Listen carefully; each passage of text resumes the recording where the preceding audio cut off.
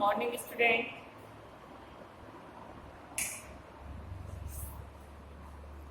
कल आपने उपसर्ग पाठ पढ़ा। आज हम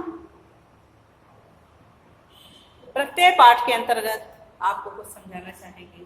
जिस तरह से हमने उपसर्ग में बताया था आपको, जैसे हमने डर शब्द लिखा, यदि हमने इसके आगे नी लगा दिया तो ये निडर हो गया, अर्थात ये उपसर्ग हो गया। लेकिन क्योंकि हमें प्रत्यय पढ़ना है, इसलिए नी लगा के हम इसको लिखेंगे डरावना। इसमें मूल शब्द है, मूल शब्द डर है और प्रत्यय आवरण। डियर स्टूडेंट, किसी भी मूल शब्द के पीछे यदि हम जब कोई शब्दांश लगाते हैं तो वह प्रत्यय कहलाता है, और यदि आगे लगाती है तो उपसर्ग कहलाता है। ऐसे शब्दांश जो किसी शब्द के अंत में जुड़कर उस शब्द के अर्थ में परिवर्तन या विशेषता उत्पन्न करते हैं, वो शब्द प्रत्यय कहे जाते हैं। प्रत्यय दो प्रकार के होते हैं, कृत प्रत्यय और तद्वत। कृत प्रत्यय का मतलब होता है जो क्रियाओं या धातुओं से बनाई जाती है। जो शब्द क्रियाओं या धातुओं से बनाए जाते हैं वो कृत प्रत्यय कहलाते हैं, और जो शब्द संज्ञा, सर्वनाम या विशेषण से बनाए जाते हैं वो सब तद्वत प्रत्यय कहलाते हैं। कृत प्रत्यय जो प्रत्यय क्रिया के धातु रूप के बाद लगाए जाते हैं, और इनका प्रयोग संज्ञा और या विशेषण की तरह हो जाता है, जिस तरह से इन्होंने उदाहरण दिया हुआ है। कृतवाचक कृत प्रत्यय जैसे चढ़ना क्रिया है, चढ़ धातु है और चढ़ना क्रिया है। यदि हमने इसके साथ अय्या प्रत्यय लगा दिया तो ये हो गया चढ़ैया, अर्थात ये शब्द कर्ता बन गया, और कर्ता बनने का मतलब संज्ञा शब्द हो गया। इसी तरह से कर्मों के साथ भी लगाया जाता है, जैसे कर्म के साथ ओढ़ धातु है और उसके साथ ही प्रत्यय लगाया तो ओढ़ी शब्द बन गया। अर्थात कर्ता के साथ भी एक प्रत्यय लगाते हैं तो कर्ता बन गया, कर्म के साथ प्रत्यय लगाते हैं तो ये कर्म बन गया। कर्म के साथ एक प्रत्यय लगाते हैं जैसे गा, गा धातु है और इसके साथ में ना प्रत्यय लगा दिया तो गाना। गाना अर्थात एक तो गाना होता है, दूसरा उस चीज को गाया जाना। तो कर्ण कारक में भी कृत प्रत्यय लगता, भाववाचक में भी है ना कृत प्रत्यय लगाया जाता है। जैसे भाववाचक में मीठा है कोई शब्द,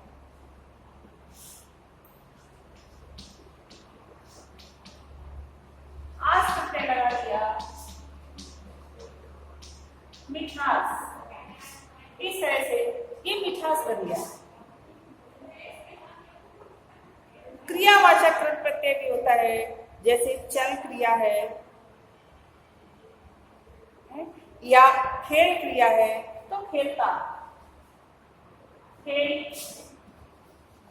क्रिया के साथ में प्रत्यय लगा दिया तो शब्द बन गया खेलता।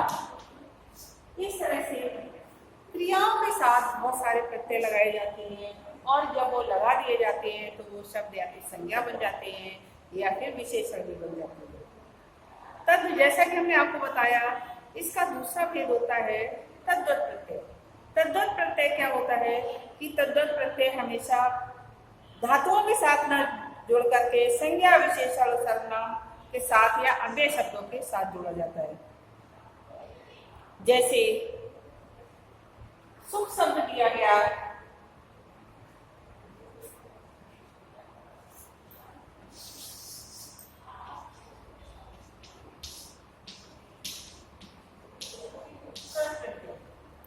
ये कृत प्रत्यय हो गया। अब हम आपको तद्गत प्रत्यय,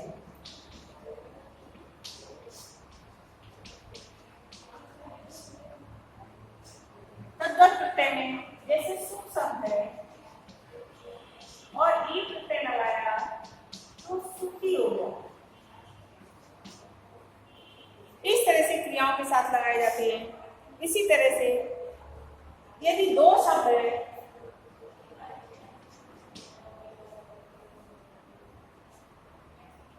और दो शब्द के बाद हमने सारा प्रत्यय लगा दिया तो दूसरा शब्द बन गया।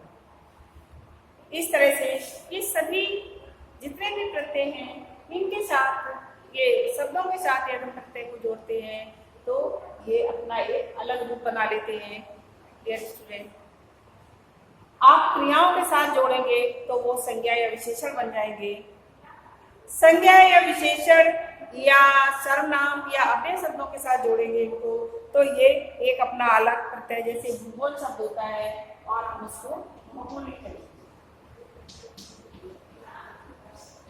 प्रत्यय लगाया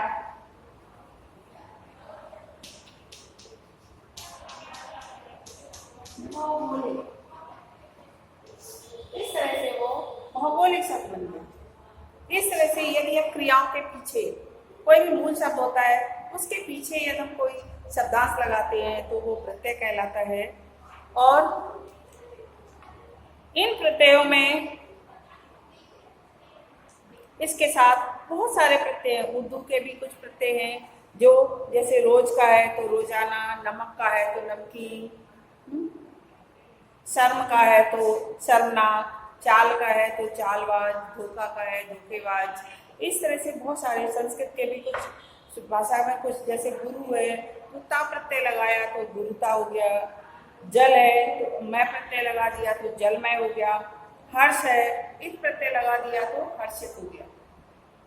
दर्शन है उसमें नी प्रत्यय लगा दिया तो दर्शनीय हो गया, या एक प्रत्यय लगा दिया दर्शक हो गया। का प्रत्यय लगाने पर दर्शक हो गया। दो प्रत्ययों को एक साथ भी प्रयोग किया जाता है। जैसे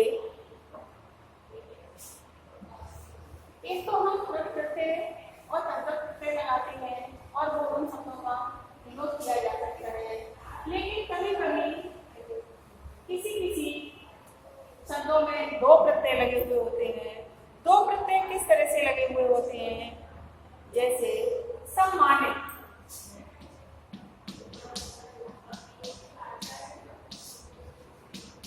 दो प्रत्यय वाले शब्द,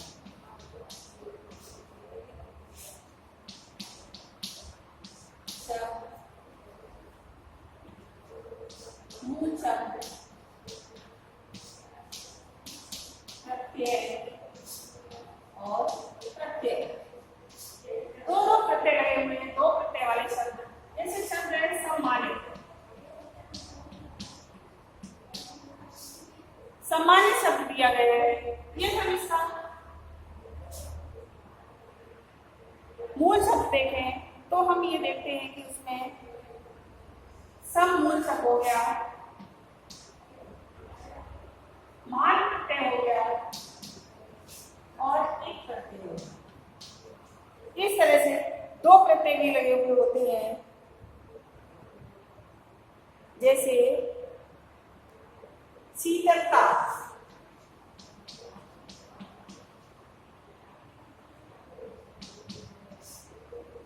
शीतलता शब्द दिया गया है, इसमें मूल शब्द तो शीत है, ला प्रत्यय लगा हुआ है और साधु प्रत्यय लगा हुआ है। इस तरह से किन्हीं शब्दों में दो प्रत्यय भी लगे हुए होते हैं। और कुछ शब्द ऐसे भी होते हैं जिनमें उपसर्ग और प्रत्यय दोनों लगे हुए होते हैं। जैसे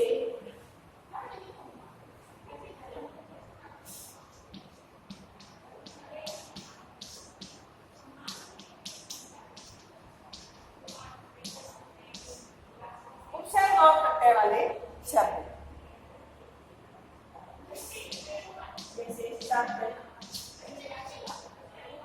उपशब्द मूल शब्द और प्रत्यय। कोई कोई ऐसे शब्द हैं, यदि हम इनको कहें अपमानित,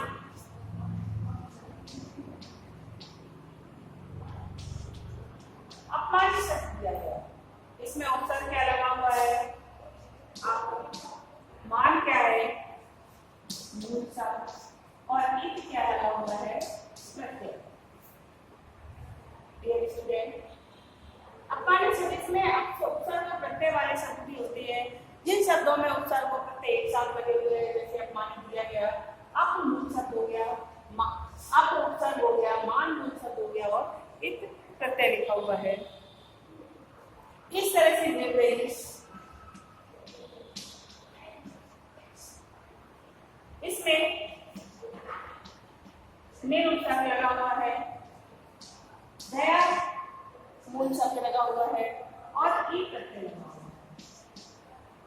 डियर स्टूडेंट, इस तरह से कुछ शब्द जिनमें शब्दांश जो शब्दों के साथ जुड़ते हैं उस प्रत्यय के, तो उसके भी दो भेद होते हैं, कृत और तद्वत प्रत्यय।